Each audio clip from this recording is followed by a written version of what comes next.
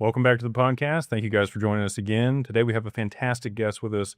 We have John Squire, who's the general partner at Blockchain Ventures. And if you guys didn't notice, Max Avery over here, am I right? Who's my business partner in all that we do. I have made the journey down. Excited for this one. So, John, thank you for being here with us. I appreciate you taking the time out. I know that you have a very busy schedule. But I'd love to start, just give people a background on, who you are and what you do. Oh, sure. Thanks for having me in. Thanks for inviting me. Really appreciate the opportunity to be here.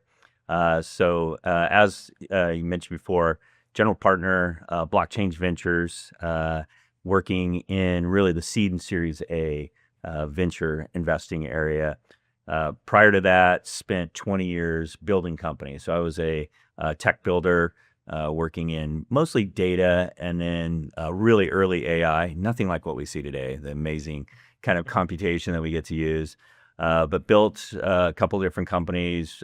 First company worked on, we IPO'd, this is back in late 99, and took that all the way through to a really nice outcome.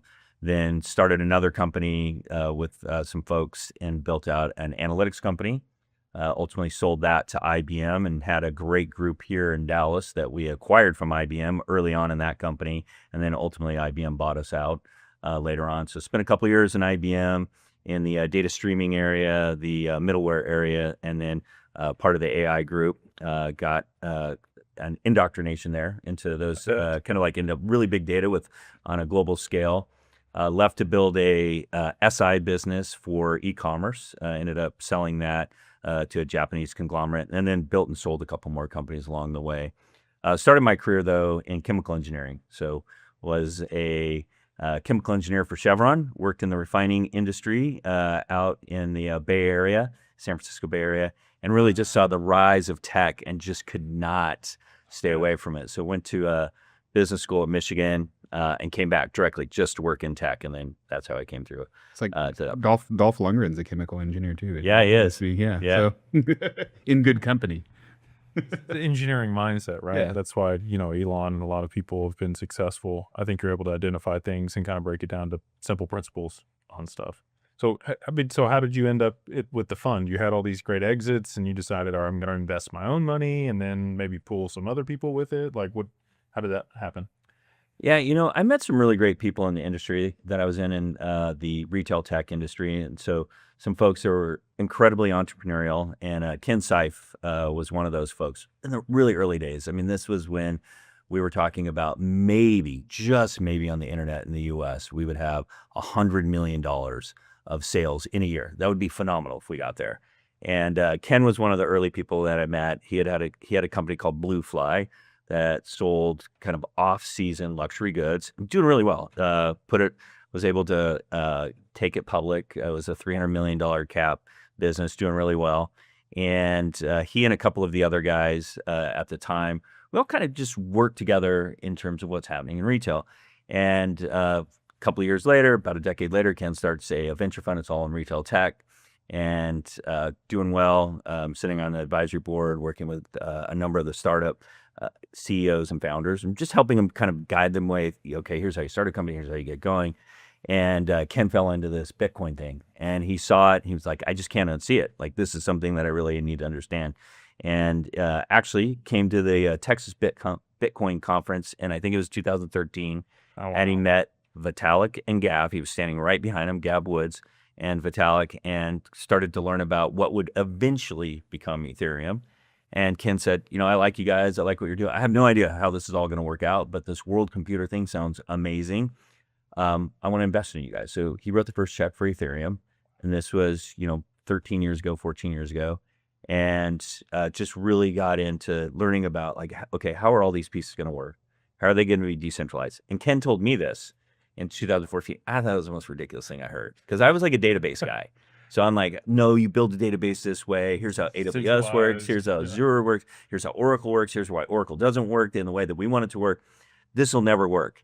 And, 10 years later, obviously, all these things came to fruition. I sold my last company, and I put out a post that I was, I'd finished out my year earnout and time with the company. I was going to stop. I was going to go surfing. I was going to clean my garage. It was terribly cluttered after 10 years. And I was going to watch my kids graduate from high school. And Ken gave me a call and said, I think it's time for you to come to the fund. You should come over here. I know you don't think this is a real thing. Come and learn about it. We'll teach you, young Yeah, grasshopper. it was exactly that. It was like, you're so misguided early on. Let us explain this to you. And I was fortunate. I went and worked at with the Provenance team at Figure. I worked with the Spexy guys, which is Uber for drones, and then another L2, and just learned a lot about the tech. And definitely wrong. Like, amazing technology, going to change everything that we do in a fintech world. That's awesome. Yeah. Well, that's incredible. So you've had a lot of success with the fund. And we invest in venture deals and do some other things, but obviously the majority of our business is like managing the raw assets or the bare assets themselves. I think there's, a lot of people that maybe like, do you view the investments in venture and the private equity side kind of a hedge against the tokens themselves and like more of a picks and shovels play? Like, how do you balance those two? Yeah, so I think there's strategies that are going to play out in every one of these capacities. The thing that we really honed in on is we have 7 partners in the firm. Of that, 5 of us have either taken a company public or gone from private to public. We've been one of the leadership folks. We've all worked for the most part in consulting our own consulting businesses. And where we get really excited is kind of the commercialization of this technology. So for us, we're trying to look for entrepreneurs that are building incredible companies. And so much so that the way that we think about this is, when we see a new entrepreneur, is this something that just gives you goosebumps? You can't unsee it. You've never seen it before. And it's a new category with this amazing technology. So we focused our time really on looking for entrepreneurs and founders that are going to build equity-based businesses. They may have a token because it's an industry where we can do that. And we've really kind of not looked at being a hedge fund, buying liquid, or being in that area. Now, there's a lot of companies that can do well there, right? For sure. Like what you guys are doing in terms of helping people manage these positions. But we're really looking for the next Google, the next Amazon, the next Apple, the next Uber, the next, Airbnb, something that couldn't have existed until these technologies came out. Well, I mean, I think you've already had a pretty prolific success rate on that. I mean, your fund 1 was like second highest returning fund for any venture fund ever. Is that accurate? I think it's since they started recording it in '96. Okay. So there's probably funds before that did really well. But So I mean, they would have to be relative for inflation to be anywhere close, I would expect. You guys have done very well. So what were some of the investments that you guys made? I mean, your partner invested in Ethereum early on, but that was through the fund or wasn't? no, that was his personal personal, investment. okay. And so, he had a seat at the table of seeing how Ethereum was being built and kind of what the implications were of Ethereum. And then when Gav Woods left to go build Polkadot, that was one of the areas that Ken really looked at and said, I think this is going to be fantastic. When Juan was building out Filecoin, he said, this is something that we should invest in. And what ended up happening was that Gav and a few other, high net worth individuals said, I'd love for you to manage my money. Look, I can't do this. I want to build companies, and we're going to need somebody that, can look after this, can make investments, in other companies. And so Ken started the fund at that point. So the first fund at this point, we've distributed roughly $900 million on a $30 million fund. In that, Solana, Polkadot were, really nice outcomes for the investors. And then at that point now, Fund 2 has returned all of its cash back to the investors. That was about 3.5 years, returned all the cash back. And now that one's marked at around 5 or 6 times. Today.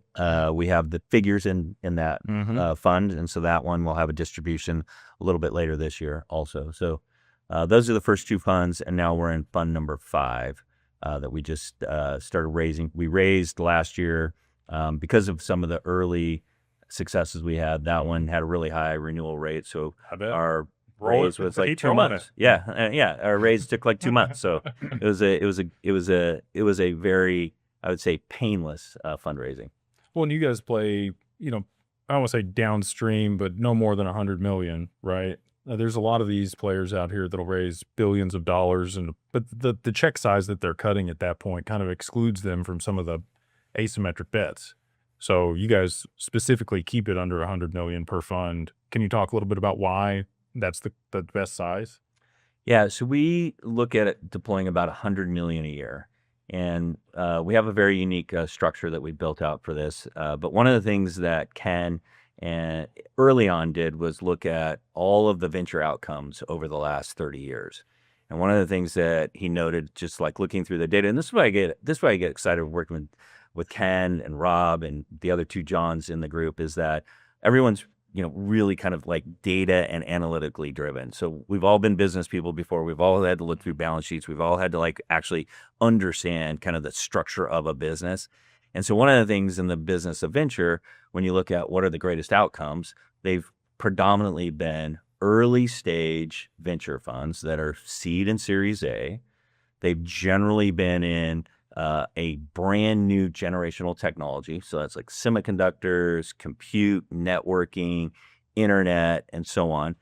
And they were $300 million funds. So a traditional venture fund, $300 million fund, deploys over a 3-year period. They save a little bit of dry capital for follow-on, but they're generally doing about a $300 million investment over that 3 years.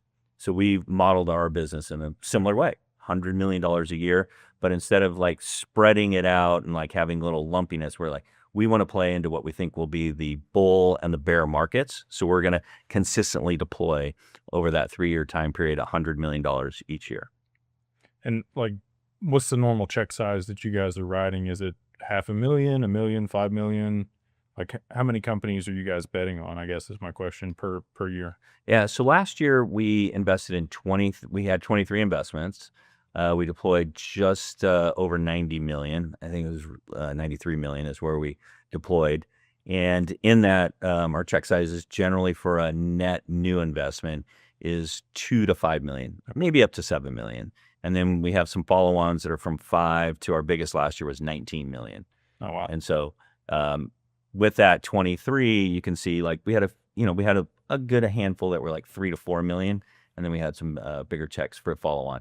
And the thing that's unique, that we think is unique as we look at this, is that the follow-ons have to meet the same criteria as the early stage. So can you get that same type of venture power law outcome out of the follow-on? Or, at that point, well, that's something for a Series A or a Series B investor. Mm-hmm.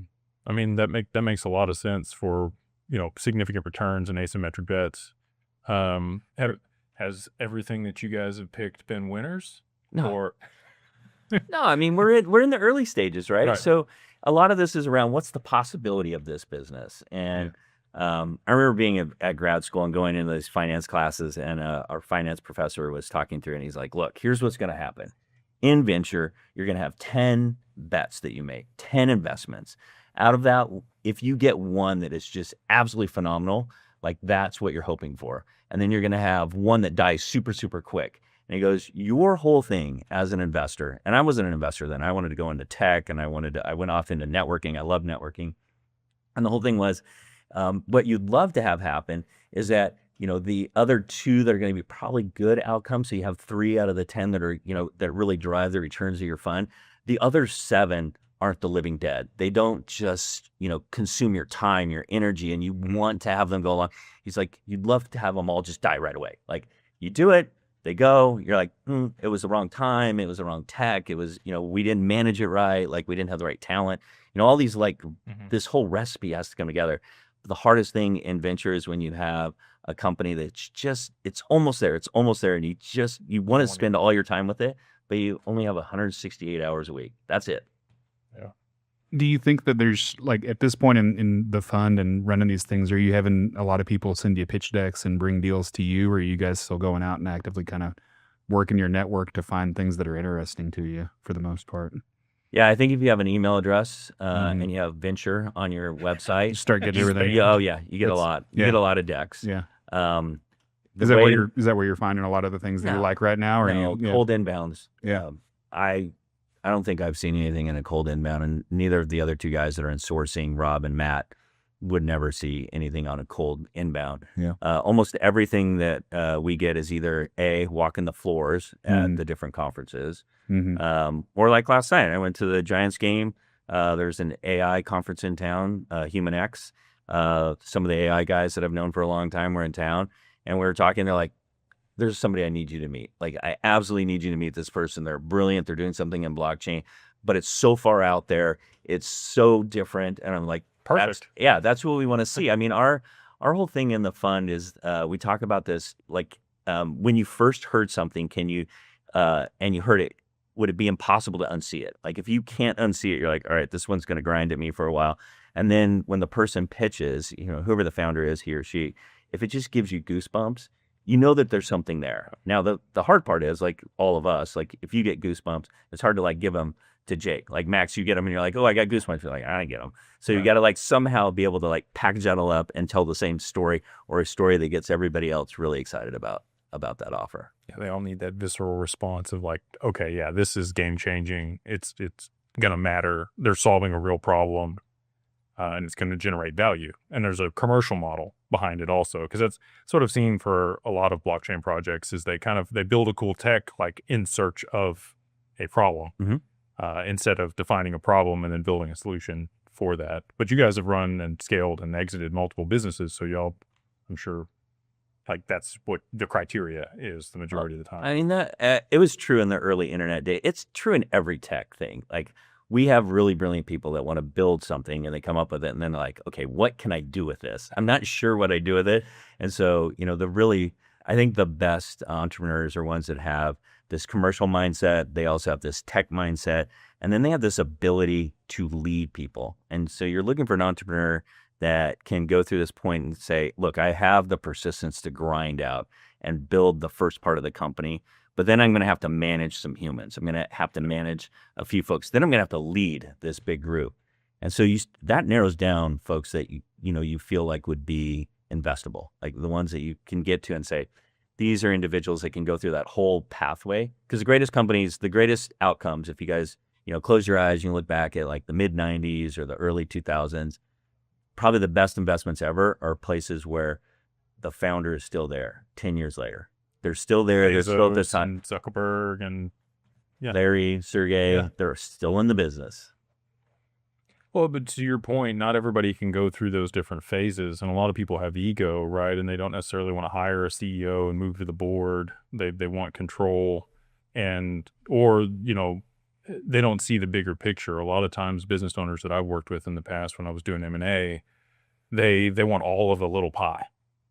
And they don't understand that if they were to allow other people in and hire people that were smarter than them or give up some of the pie, that pie will be a lot bigger. And then by proxy, their piece, even though it's a smaller piece of the pie, it's much larger. So yeah, it's like 8% of people that start a business or start with a business are there at IPO. And most founders end up around 13 to 15% of equity left when they get to an exit. If you've got to an exit, right? Like, well, you're gonna exit one way or another. Yeah, that's true. A good exit, hopefully, is the outcome. But so, I mean, you've had this great success with these first two funds. I mean, you're on Fund 5. You're deploying capital, but sounds like you've it's less about theory at this point. It's more about like actual problems that are being solved with the tech, the utility of it. So what type of companies are you looking for? Because I'm sure there'll be people that watch this that are working at some of these companies that would love to talk to you. Don't cold pitch them, I guess. Yeah, don't cold pitch them. You're gonna have to email us and we'll make an intro. Go lurk at a conference somewhere. Yeah, the way that we saw how this industry would likely evolve is very much like how the semiconductor networking, internet, and I've said that before. There's this time where protocols come into play, and that protocol period, there's 3 to 5 years where you're trying to decide whether this protocol is actually going to work. And once that gets solidified, then all of a sudden an industry can be built around it. And typically you have the protocol period Then you have an infrastructure period, and there's usually great outcomes in the infrastructure, but they're a limited number. It's when you get to commercialization. So in many cases, that's software, it's an application, it's something in the cloud. In a lot of kind of last 25 years, it's been consumer based. I think when we look at blockchain, we're going to look and say this was the B2B kind of time for us. And so that commercialization area is where we really look to make investments. We think that the commercialization phase of almost every one of the technologies that have come before that have been next generation, groundbreaking, that have made the greatest outcomes for investors, it's always that mindset of a commercial individual that kind of drives that forward. So that, back to your point, like, looking at founders that have a great idea of technology, but they don't have a business plan or what the business problem is, and they're trying to, say, hey, I made a hammer, I just need nails. Where are the nails? Like, let me go find a nail. They're probably not going to be as successful as those that have like gone through a business problem set. And so I kind of struggled through that a little bit. But what I would say is that we see a lot of people that are, have some gray hairs. They've been in an industry. They've seen kind of like, hey, here's all the intermediary pieces that we have to parse together to make a solution work. Sort of like Figure. So like Mike Cagney, Cagney looks at the HELOC business and goes, look, this business, it costs $12,000 to $17,000 to originate a HELOC. It takes 45 to 50 days. Each one of these, we have a high attrition rate. I think I could do this better. He's knocked this down now. He's knocked out 90% or almost 95% of the cost. So this goes from a $17,000 activity now down to about $1,000 or a little less. The big one is that, all of us as, potentially homeowners, we look at it and we're like, yeah, I'd like to get a HELOC, but you know how long it takes to get there? Pain in the butt. 45, 50 days, you can do it in 5 days. And I heard this whole thing from Mike and the Figure team, and I was like, all right, I'm going to try it. And I did it. I was like, okay, it was the least painful thing that I've done. It was super fast. When the notary comes over, if you've ever bought a house, you have this stack of papers you fill out. Mm-hmm. This thing was like 4 minutes. The guy was in, out, done. I was like, great. Checks in the bank. I'm like, all right, now I can start using it. It goes right into your Figure Markets account, and you can, if you wanted to, you could buy Bitcoin right away. You could, trade on this right away. You could use it for all the things you're supposed to be using it for. Well, but so those types of things, it's like, that was somebody that had a really good sense of what's happening in the market and said, I think I can fix all of these little inefficiencies, and I can bring something to a consumer and to a business, because he's originating $1.2 billion in HELOCs now a month. And that's not, Figure's not doing it. It's all of the business partners that are using his pipes to run and distribution. Yeah. You have to have distribution. When we talked to him, I had him on the podcast November last year, and he was doing $750 million a month at the time. So almost not quite double, but 150% from where he did 390 last week. 390 million last week. Can buy another pinball machine, I guess. Yeah. He's got quite the collection. Yeah, he does. That's half the questions on the AMA is when are we gonna have a pinball tournament? Yeah, it's been wild to watch the success there. So Hash, the token, like, and that's another one. Like, the business is fantastic. You've got some of these businesses like Hyperliquid that have created this perps market, right? And it's crushing it, and the business makes a ton of money, and then they're using the revenue to buy back the token in order to be able to drive demand before they get other distribution and other people have demand. So is there anything like that? I don't know if you can talk about Hash or not, but they've launched the token. The Hash. token, not the just for the YouTube censors that are listening. But yeah, so I'm sure that they're probably going to drive liquidity into that and use it in some capacity with what they're doing. But they've gone public now, and they use that network. They use Provenance. The first time I ever heard about Figure and Provenance, we were looking at different avenues to be able to tokenize the SPVs, because we have a end-to-end fund administration company, and they had already built it all out. They had KYC, AML, they had the transfer agents, they had the ATS, they had the broker dealer. Like, it was already to market, and this was like 21, 22. It's cooking. Yeah, and then but we just still haven't seen the adoption of tokenization of private equity or really real estate, either one. Yeah. Do you think that that's still on the cards for them, or do you think he's just focused narrowly on the HELOC deal? Mike and the team. So there's two Mikes there, right? There's Mike Cagney and Mike Tannenbaum. Tannenbaum's the president, CEO. Cagney's on the board, and then also runs the foundation. So, so when I say Mike, I got to make sure I say which one here. Yeah. So a couple of things. So Figure, certainly I think what they did really well was along the way realize that we need to be really, really good at one thing. Mm-hmm. And so our one thing is going to be HELOCs. There's a great market there. There's 200 competitors. This is, a market that is ripe for disruption. So figured out how to do that at a really high scaling way. And then from that point have now said, we think that the next big market for us, there's twofold. There's two markets that they've opened up. One is the private car loans. And so Agora is now coming on. I think that's 2.3 billion that they're going to start bringing on to chain and tokenizing and providing that to investors to invest in.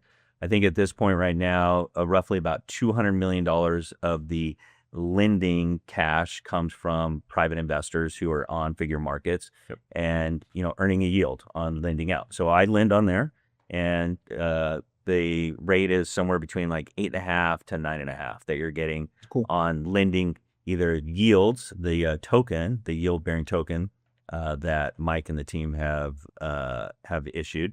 And I think yields now is over $1 billion in terms of issuances. So it's growing. I mean, not anywhere where, Tether's at or Ripple's at or Circle, but it has a really unique use case for what it's doing. And then the other one that you probably missed was that that Figure now has their own stock on the ATS. Really? They're trading their own Figure stock. So your own Figure stock. So it's a full representation of the Figure stock with all of the rights and conditions that you have. And so Mike has been very public, Mike Cagney, that his belief is large corporations, when they issue stock, that there's a wide range of intermediaries here again that, don't need to be there. And that in the future, that most individuals will probably prefer a digital stock over a physical stock. And the reasoning behind that is like all the settlement pieces, the atomic pieces, but also when you own the stock, you can provide that as collateral. Margin it. Yeah. You can also lend it. So when short sellers are out, instead of your broker, getting whatever those pay some premiums on it. Yeah. So he goes through a lot. He went through just recently kind of the numbers on what a individual stockholder could have if they decided to lend out their own stock. And it sounds really compelling, like what the short-term yields are on that. So, you have this thing that all of us could get our heads around. You're like, okay, auto lending, get it. There's a good opportunity there. But when you really start to think about this digitally native stock and what you can do atomically with that and the ways in which you can trade that 24/7, 365.25, that's massive. That's $50 trillion of trading in terms of what we do with stocks. There's something there. And we can already see it. Ondo, Securitized, NYSE, NASDAQ, there's an explosion. One of our portfolio companies, Denari, they provide stock trading outside the U.S. Cool. So investors outside can come in and trade in 200 stocks, and it's full rights conditions for those stocks, and they're trading outside the U.S. So I think there's a growing interest here, and that's going to be another big one for Figure. But let me answer one other question really quickly. Sorry. This is great. The hash piece that you asked. One of the things around hash is that if you think about Hyperliquid, we're trading perps all day, and we have lots of transaction volume. In HELOCs, you don't have a lot of transaction volume, like big ticket items, flowing through 100,000, 300,000, and you have securitizing these. So not as much demand for hash. Once you get to the piece around car loans and private equity and stocks, you can start to see much more volume, a lot more volume. So there'll be a lot more usage. And Mike Cagney was very careful when he was first building this, that I want to be a U.S. based business. I want to be underneath, kind of SEC the rules and regulations, SEC, all those pieces. So hash, it took a lot to even get to one of the trading venues to get it. Now the foundation and the community has said, we want to move that to a central exchange. And so they're currently working on that. And I think that, more access, more adoption, we'll start to, see what the real market price is for it. Yeah. Well, that's until it's traded at scale, you really don't know what the market's going to value it at, right? Yeah. it'd be really interesting to see how they scale that project and how it's integrated. So are they doing collateralized debt obligations with this too? Like, are they packaging up these mortgage-backed securities or other collateral, these notes, and then selling them in tranches like they were in 2008? Like, is that So the next? Yeah, so they are selling them in tranches. They are part of the thing that the team got really good at is how do you build a homogeneous set of HELOCs, and Right. and how can you get these to the $250 million pooling clip so that you can then sell those out. After that, that's as far as I know. Okay. So Well, yes, I think they are. I think they are pooling and securitizing these. How that plays out the rest of the piece, I don't know. right. Well, I mean, it's out of their hands at that point. They've sold it off, and somebody else is going to service the debt to that new provider that purchased the debt, Mhm. right? So, I mean, just the derivatives and the liquidity across all these different financial products, and then applying that to crypto, I think we're in for a wild ride. So on that, what are you most excited for here in 2026 and 2027? Yeah, I think for 2026, one of the things to think about is in 2025, a lot of the tourists that are in the industry that had come in, those, they've gone to other places. Yep. This is not the amusement park they thought it was. All the meme coin pieces have like kind of burned a lot of folks. And so you have real builders doing real things. And so I think, with the kind of rise of AI and just the amount of investment that's there, you have folks that are, chase the bright, shiny thing. They've run over to AI, and they should. Like, there's a lot of money sitting over there. If you think about the amount of money that was raised for blockchain, like 3 years ago, it was roughly 85 billion. 2 years ago, it was about 15 billion. Last year, I think the raise for venture funds was just shy of 10 billion. If you take the A16Z $15 billion fund, and that $15 billion fund wasn't all for just blockchain. Right. So you see this kind of ramp down of investment going into blockchain-oriented companies. Now, for us, we've consistently deployed the same amount. We've raised the same amount. So, that's not something that we see as an issue. But what we like about it is that you're getting the folks that are really geared up to like be building businesses that are going to use blockchain. And blockchain's it's the third rail of the internet. When you look at it, like the internet before, really, really good at passing data around, really good at distributing information, really good at bringing people together collectively to consume, different type of media. And now we have this new piece of the internet, and it should have been there a long time ago. Like, we should have had this thing on here that was like, oh, you want to trade something in value? Yeah. We digitize it, and now you can, pass these on. Native. You have ownership, I have ownership, I can pass it to you immediately. Everybody's clear on who has, where it sits in the ledger, all these things. And it takes a while. You got to go down the rabbit hole and figure all this out. And you're like, wow, this is kind of a crazy new way to think about things. But this is, we think it's going to be much, much bigger than the internet ever Right. was. And the people that are building right now, kind of in that winter time period, if you go back and look at how every other technology went, the winners were some of the best winners come out of. So it's not winter, it's winners. I love that. What I would agree with you. So when we've gone to conferences this year, and we've been to conferences every year for the past 4 or 5 years, the signal at these conferences is much higher than the noise here in 2026 and late 2025. There's way less swag though. Well, Not getting as many Yeah, coffee mugs and well, T-shirts as you I just used heard to. it was 85 billion, and now it's dropped to 10, so they can't afford. I know there's a bunch of t-shirts swag providers who are like, what happened? I was getting calls from all the crypto guys. Now it's the AI folks that are trying to. Bottle service is far down right now. Yeah. Well, So it's 2026. I mean, you're going to be able to identify those players. Anything, before we wrap up around, regulations, how that's impacting things, and kind of, or what do you think is going to happen over the next, call it 12 to 18 months?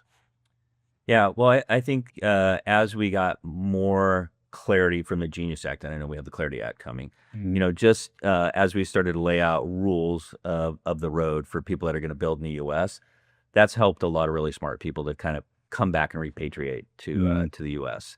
So that's been really helpful. I think, if we get some more kind of guidance from Washington just on, how's everything going to play out in terms of what we're doing from a blockchain and a crypto space, that's going to bring more, I think, seasoned entrepreneurs in. But irrespective of that, I think, this year we're going to see a lot more of the kind of adoption by mainstream and Main Street. I just went to DOS, the Blockworks DOS in New York.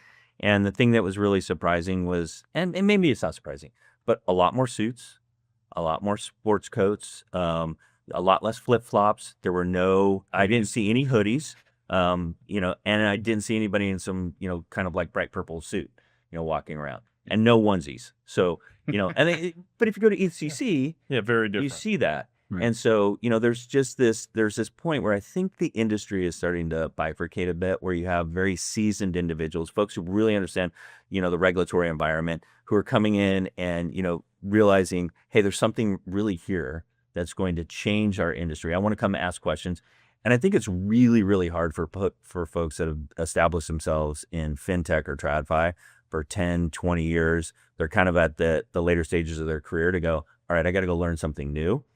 But at DOS, you had a lot of those folks, and they're like, all right, I don't really understand how everything works, the decentralization pieces, consensus validators, how the tokens work. Terms. They're like, but I'd really like to, sit down and talk about this area that we're building into or how we're thinking about it. You're like, all right, this is good. 2 years ago, you didn't have that.